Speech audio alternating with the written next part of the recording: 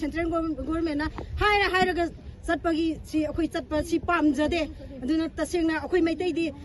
maitan asibu oina ubaje si mak akoi yajaningde anu akoi maitai di niraga saba tasengna pam leiraktabanina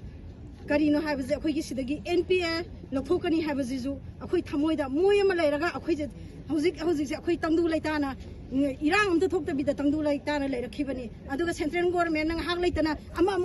mu hai akoi maitai da sanari si karino thamoi sanga si je tasengna maki si tawigano central government na si ma haijaninge nungsungi si akoigi singthakta laibiriba akoigi ibung ipasing adu MPA gi ibung ipasing gi maigai da sukari gumba wafam amaga haijaningi madudi karigumba akoina makoibu akoina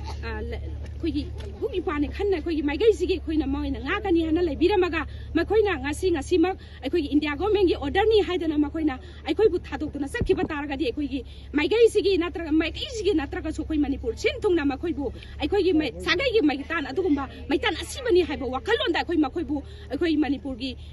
kanglai baksidagi akoi makoibu boycott tawna nabi adumba kanna khongjang phawa akoi chathajakani haiba wafam sisu thamjaningi